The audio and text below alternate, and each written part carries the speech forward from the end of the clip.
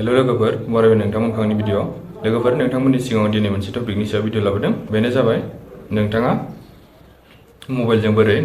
Train टिकेटखौ book खालामनो लोगोफोर भिडिअखौ जागायनायनि सिगां जुदि नोंथाङा बे भिडिअखौ इउट्युबाव नायदोंबा इउट्युब चेनेलखौ साबस्क्राइब खालाम लोगोसे बेल आइकनखौ थुलां लोगोफोर बेबायदिनो गोदान गोदान आरो इम्पोर्टेन्ट भिडिअ आं नोंथांमोननि सिगाङाव लाबोबा नोंथांनाव सिगां नोटिफिकेसन थांनाय बायदि लोगोफोर नोंथाङा नोंथांनि मबाइलजोंनो नोंथांनि ट्रेननि टिकेटखौ बुक खालामनो हागोन आं बे भिडिअनि गेजेरजों नोंथाङा बोरै ट्रेननि टिकेटखौ मबाइलजों बुक खालामो स्टेप बाय स्टेप खालामनानै खोन्थालांगोन लोगोफोर आसा खालामो नोंथांमोना भिडिअखौ स्किप खालामालासिनो जोबजासिम नायगोन होननानै नोंथांनि मबाइलजों ट्रेन टिकेट बुक खालामनो थाखाय नोंथाङा फार्स्टआव कनफार्म टिकेट बेखौ डाउनल'ड खालामग्रोनानै ला प्ले स्ट'रनिफ्राय बेनि उनाव डाउनल'ड खालामखांबा अपेनाव थुना हो आंना अलरेडि डाउनल'ड खालामखानायमोन बेखायनो आं अपेनाव थुना होनोसै अपेनाव थुनाय लोगो लोगो नै जुदि नोंथाङा बाहायबाय थाखायोबा बेबायदि डाइरेक्ट गेवगोन आरो जुदि नोंथाङा फार्स्ट टाइम इउज खालामदोंबा होमबा नोंथाङा मबाइल नम्बर होनानै रेजिस्टार खालामग्रोनांगौ जागोन होमबा नोंथाङा नैबाव नुगोन नै नोंथाङा बबेसिम थांनो बबेनिफ्राय आरो बबे डेटआव थांनो बेखौ बेयाव होनानै सार्चनि अपसनाव थुना होनानै सार्च खालामबानो जाबाय ट्रेनखौ सार्च खालामबा नै बेयाव ट्रेननि डिटेल्सखौ नुगोन नोंथाङा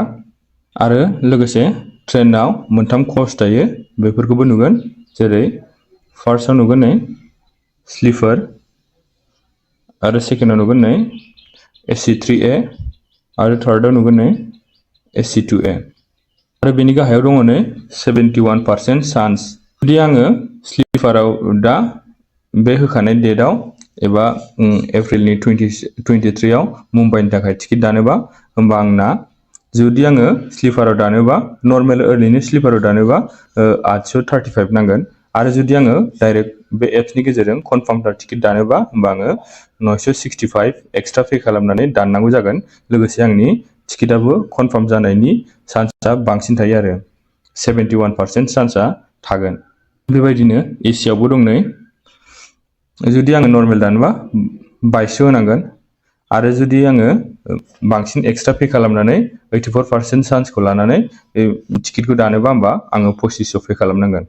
होमबा नोंथाङा बबे कचआव दाननो दानबानो जाबाय एबा नोंथाङा एसियाव दानोबा एसियाव दान एबा स्लिपाराव दानोबा दान आं दा स्लिपारनिखौ दाननानै देखायनोसै नोंथांमोननो होमबा स्लिपाराव थुना होबानो जाबाय थुनाय लोगो लोगो बेबायदि फैगोन नै बेयाव मोननै अपसन नुखागोन नै मा दं बुक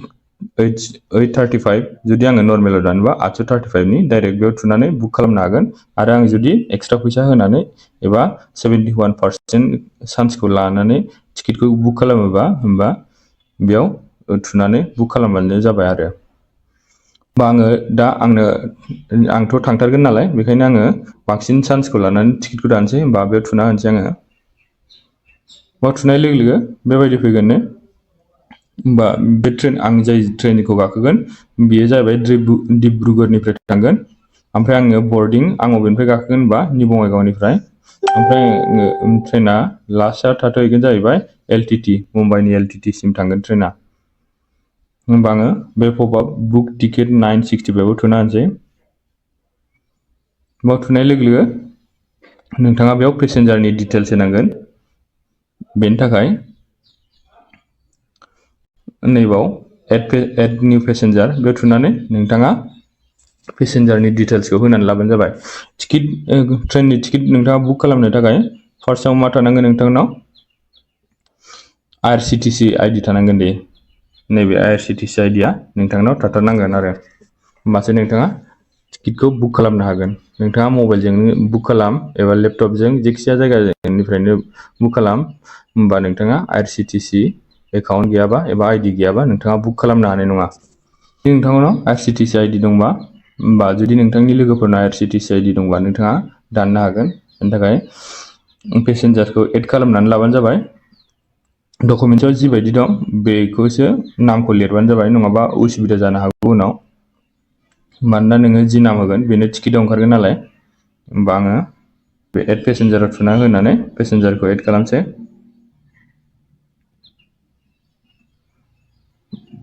बेयाव नोंथांनि फुल नेम ओमफ्राय नोंथांनि बैसो आरो नोंथाङा हिन्जाव ना हौवा नैबाव होनानै जेन्डार ओमफ्राय नोंथाङा नैबाव दङ नै बेड प्रेफारेन्स जुदि नोंथाङा सिटखौ चुज खालामबा चुजबो खालामनो हायो। ओमफ्राय बेयाव नो प्रेफारेन्स एबा टिकेटआव जेखौ मोनगोन बेखौ नोंथाङा लानो गोनां जागोन आरो। पेसेन्जार डिटेल्सखौ एड खालामखांनायनि उनाव गाइडथिं थांनानै बेयाव जेबो चेन्जेस खालामनांगौ गैया, बेनिखायनो आङो सिट टु पेआव थुना होबानो जाबाय। नोंथाङा बेबायदि फैयोबा होमबा न'आव थुना हो, नङाबा एक्सट्रा चार्ज लागोन। होमबा नै नोंथाङा बेखौ पे खालामबानो जाबाय। पे अनलि टेक्सजों जाबजों माबा जाबाय नै आंना फैसाया 1003 जाबाय। नोंथाङा बेयाव माखासे UPI नि अपसन नुगोन नै गुगोल पे, फन पे, नोंथाङा जायखिजाया जोंबो पे खालामनो हागोन आरो। पे खालामखांनायनि उनाव नोंथाङा irctc ID नि पासवर्डखौ होबानो नोंथांनि टिकेटआ कनफार्म जागोन आरो। कनफार्म जानाय लोगो लोगो नैबायदि टिकेटनि डिटेल्सआ फैगोन नै। होमबा नोंथाङा नैबाव डाउनलड टिकेटआव थुनानै डाउनलड खालामनानै प्रिन्ट खालामनानै लाबानो जाबाय आरो। बेबायदियैनो नोंथाङा गोरलैयैनो नोंथांनि ट्रेननि टिकेटखौ बुक खालामनो हागोन। आसा खालामो नोंथांमोना भिडिअखौ नायनानै मोजां मोनदों। जुदि नोंथांमोना भिडिअखौ नायनानै मोजां मोनदोंबा लाइक, कमेन्ट खालाम, लोगोसे भिडिअखौ शेयार खालाम।